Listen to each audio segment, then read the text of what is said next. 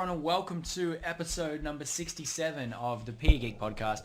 And as always, it's an absolute pleasure to be here. Now, these are my favorite episodes, particularly when we get to introduce Australians. Now, not that I have a thing against people from other countries, but my Australian compatriots are doing some amazing work. And today we have none other than Miss Physical Education herself. Christina, how are you? Thank you, Jarrod. Thanks for having me on today. Yeah, it's great to be here, and so thank you. Yeah, absolute pleasure. So whereabouts are you joining us from at the moment? At the moment, I'm from Melbourne, down in Victoria, and I've just been my home place for the last 31 years, and I've been teaching in Melbourne as well, down in the western suburbs and now in the northern suburbs of Melbourne. I started out at Taylor's Hill Primary School for 6 years, and I started as a graduate, and I was lucky enough to build the culture there as we opened up the school, and I was there from day one. And last year, I decided it was time to move on and develop my learnings even more, and now I'm at Aiken Creek Primary School, which is in Craigieburn. Awesome. So, I mean, you're the absolute epitome of someone who, absolutely understands the power of being connected and working with other teachers and, part of the Aussie Phys Ed wave of innovations and things that are happening. And I mean, I absolutely applaud you for that. But, can you think right back to the beginning when you had that first idea of wanting to be a phys ed teacher? Do you remember what sparked that, or was there a moment or? Well, I must admit, when I was in high school, I had no idea what I wanted to do. All I know, I wanted to do something in sports, something with the kids, but I just never had the, the marks, the motivation in a way to think, what am I going to do? So I went back into TAFE and I did a 2-year course in sports development, and I went the back way into uni and finally got into Bachelor of Education at Victoria University, and I studied there for 4 years. And I was lucky enough to get a position at Taylor's Hill. But in terms of that making that connection, I had no idea what was out there, no idea. And I had no idea that, say, about 7 years later, that I'll be speaking to the PE Geek, to you, Jarrod, and actually really making a difference, not just to my students, but to the rest of the teachers around the world, and just inspire them. But yeah, I love it. I love what I do. I love the connections that I make every day, whether it be with the Aussie Phys Ed or whether it be just other Phys Ed and generalist teachers around the world, and to see how can I take their learning and knowledge into my teaching. So it's just brilliant because every day something new pops up thinking, oh, wow, that's brilliant. That's simple. And that's just fantastic. And that's just all by connections. Yeah. And you've got to get yourself out of that comfort zone to put yourself out there. Yeah, I mean, it really is. It is a comfort zone thing initially, isn't it? Like, you're worried that if you're going to be connecting, that maybe you say or do something that people don't agree with. But, I mean, everyone's got a different and unique perspective. So that's the first thing that everyone can offer. And there's so much value to it, like you've said. Oh, yeah. And it's hard to... It's hard to actually realize it until you do it. Someone just recently mentioned to me, it's sort of like the Matrix. You don't know what the Matrix is until you're part of the Matrix. That's right. Absolutely. And that's what it is. You have to give it a go, because there's no point just sitting there waiting for something to happen. You've got to get out there. You've got to make a difference. If it doesn't work out, well, hey, that's okay. Why didn't it work out? How can I change it for next time? Or where do I go to ask for some help and feedback? It's okay. Yeah. That's what I always think. It's okay to be to have a go, and if things don't go your way, well, try again. So what about your current school and the previous school that you were at? Was there other phys ed teachers in the department, or is it just you as a specialist, or how was that structured? Yes, so my old school, I was the only PE teacher until probably about 2 years ago, where we had part-time PE teachers and part-time specialists as our numbers increased. And so I was running the PE department, and I was also running the local district school sports Victoria within our district. and that kept me busy, absolutely busy, and I loved it. And then now moving on to my new school, there are 2 full-time PE teachers, which is great because we've got just over 900 students, and so this enables us to work together and to create that quality physical education program. I'm still involved with School Sport Victoria in helping out with our district at the moment. So at the moment there's 2 of us, and this is the first time that I've worked with a full-time PE teacher as a team teaching process. And you get your challenges, but main thing is you've got to collaborate together. And if you don't collaborate, there's an issue, not just for you, but for the students who are there wanting to learn all about, the physical activity, the health side of education as well. So it's been a great challenge, a really a rewarding challenge as well. At the moment it's just the 2 of us, and So definitely a new world. And I mean, I mentioned it because lots of primary schools, they do only have one sort of specialist, don't they? That's not uncommon. And that's lots of elementary schools, and that's just more emphasis as to why people, need to go and find and get connected, because you don't have to be alone. You don't have to be at all. And I'm sure you would, say the same thing. No, and that's right. And I guess you've got that choice though. You've got the choice, or hey, you can go to professional development, you can go on Twitter, you can go on the Facebook, you can source out some emails, some contacts. Once that's been given to you, but it's up to you to actually put into practice. Yeah. And that could be a big difference between a lot of PE teachers and teachers in general, that if they really want to continue to make a difference with their learning, with their teaching, hey, you've got to take that first step. Yeah. And once you're in that cycle, you won't get back out, because I joined Voxer last year, and I've got to give a shout out to Daniel Zito, who is another Aussie phys ed teacher. He got me onto it, and the notifications that we get every day and the chats that we come up every day is just unbelievable, and that's run by Andy Hare as well, and that's probably the best professional development that I get. And every day there's something new. Every hour there's something new. There's a new question that pops up. So you've got to be the one to say, yep, I'm in this. I'm in this for the right reasons, and I'm actually going to work hard so I can get something out of this. For sure. I love that approach. And, leading on to obviously, how this eventually you got connected, where was the sort of point where you decided that technology and using that in your practice was something that you valued? Yeah, good question. I probably started using technology towards the end of 2014. So the first 4 years of my teaching were very, I guess, old school. I wasn't really exposed to technology. I was just going in and out of my job, thinking, yep, doing a great job here. Kids are loving it. But I went to a PD that Bernie Holland and Andy Hare were running in Geelong called iPhysical, and I was blown away of what could be done in your classrooms with just a small use of technology. And so I sort of thought, I'll jump on board and I'll have a look. I joined Twitter, and I then was able to purchase an iPad, which was the start. And from there, I was able to just do some bit of research on the apps and what would work more with my students and how it would benefit for them. And from there on, I've, as you might see on Twitter, I can't live without it.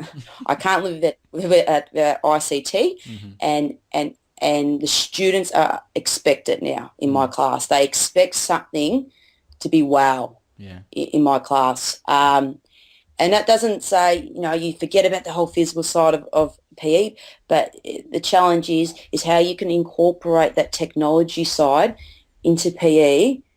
So, because we got to meet students halfway, because we must admit the students are on the devices. So how are we going to then incorporate that ICT and PE so then they can continue to build on their knowledge, their physical activity, and so on. And I this year I recently started up a group at my new school called the PE Tech Group, and this is a group of 8 students from grades 3 to 6 who run the sessions on how using technology will benefit physical activity.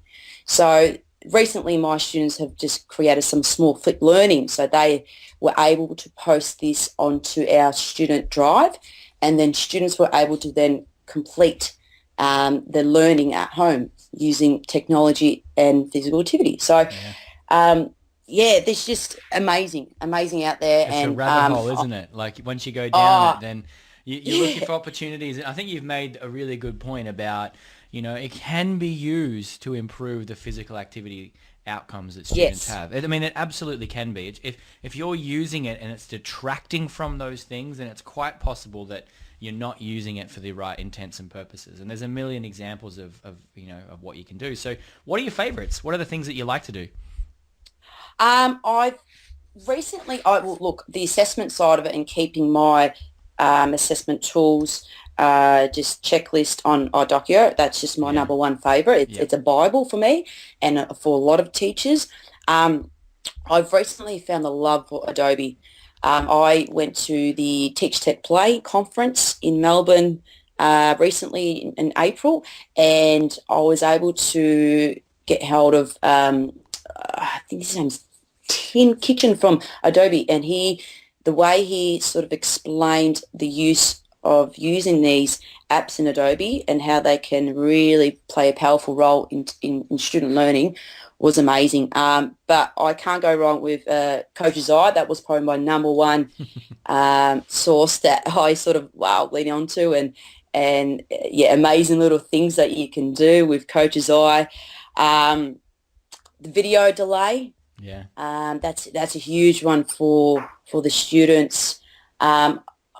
Even just bits and pieces like Comic Life, to make posters, to engage students in that way. Adobe Spark. The list goes on.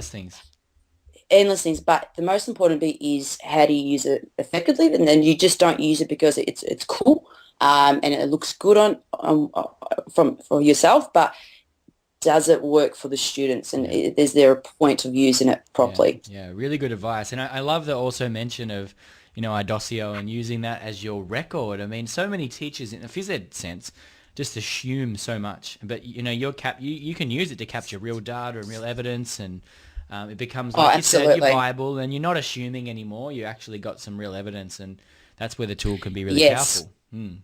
Absolutely. And that also you can use Google Forms. I know there's a few that keep assessments are using their Google Forms, Google Sheets, and I've got a little passion for the Google Forms and Sheets. I haven't used it as much as I probably could use it, but I use it more as a survey, or just for the students into school sports, what do they want to participate? So it's just easy to collect data as well. Absolutely, and accessible to anyone. So I mean, anyone can go and jump and create a form for free. Absolutely. And, there's no barrier for lots of the stuff that we're talking about now. So I think that's the best part. I was recently in Africa working with teachers, and all the things that we were sharing, they all had access to.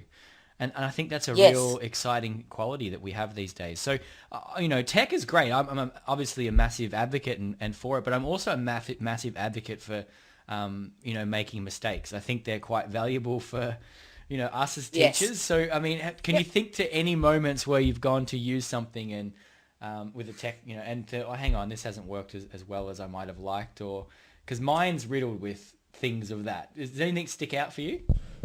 Well, besides if you don't have internet connection, then you're, either your lesson's just gone, oh no, this is not working, let's go to backup.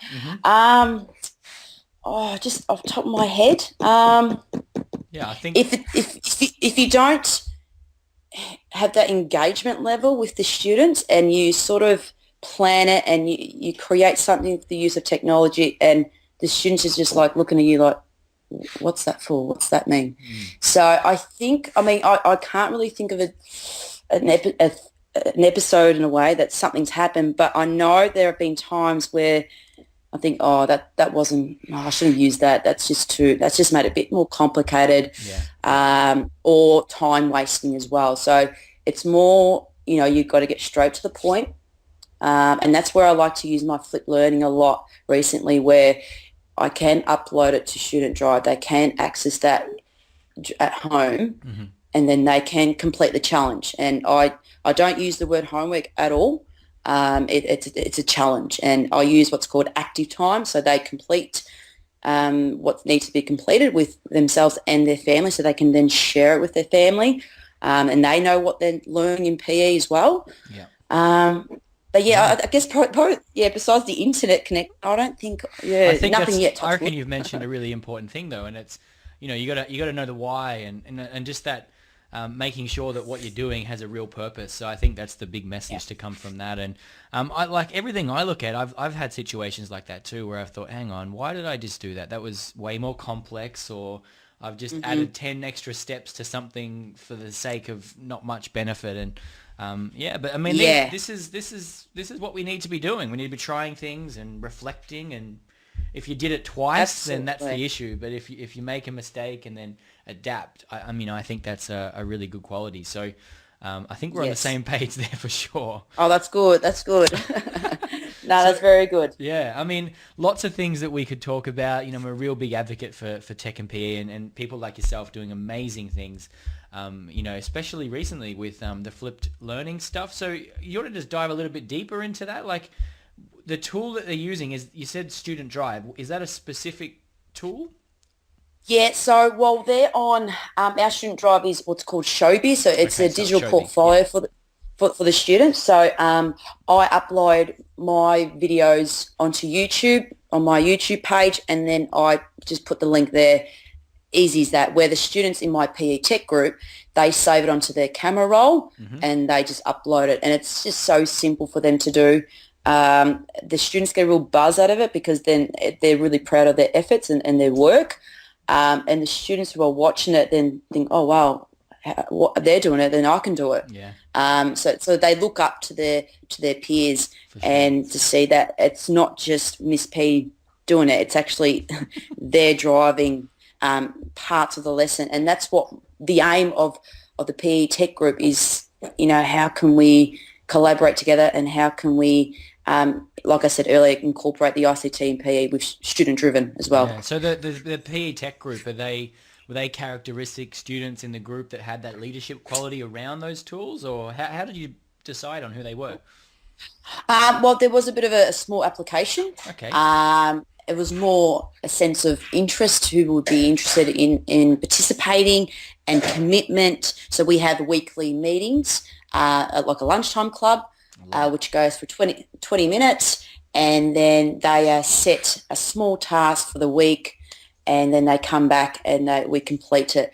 So it was more so who was more interested and who would show that commitment. So I had about 15 students, and then I just started with those 15 students, and then as the weeks went on, I had my students who were committed and said, yep, I want to do this. So it ended up with 8 students. And don't worry, they don't miss a meeting. They're at my office every Monday afternoon, tapping on the window if I've got my head down, like, oh, yeah, let's go, guys. So that just shows that they're really interested and they're keen, and they're keen to make a difference as much as I love to make a difference. Yeah, I love that concept. Yeah. Such a powerful way to get buy-in from the students, and that flows on to their peers. So, I think that's a really, really cool approach. So, you're doing so many incredible things. We could talk forever. Where can people go and find out more about the stuff that you're doing if they want to connect? Yeah, so just besides the ICT work, I love creating my gym into a visual gym, into a big classroom. And if you want to see the word wall, the goal settings, the behaviour management, you can go on to www.missphysicaleducation.com. You can follow me on Twitter at cpola17. YouTube page, you can just type in my full name, and that's it. Oh, actually, no, Facebook. I've started a Facebook page, Miss Physical Education. So I'm just trying to tap into all audience so no one misses out, because if I see someone liking it or sharing my idea, I can then see what they're doing. We're just making a difference for our student learning, and most importantly, it's, I'm not here just for myself. I'm here to just guide other teachers around the world. Yeah, for sure. So many ways to connect. You really have no excuse to be able to connect in today's day and age. It's so easy. Facebook, Twitter, YouTube. Connect with the medium that makes sense to you. Go and check out the MissPhysicalEducation.com site. Have a look at all the things she's doing. Connect online with her, and continue the conversation. So thank you so much for jumping into this episode, and I look forward to speaking soon. Excellent. Thank you very much, Jarrod. Pleasure. You're welcome. See ya. Thank you.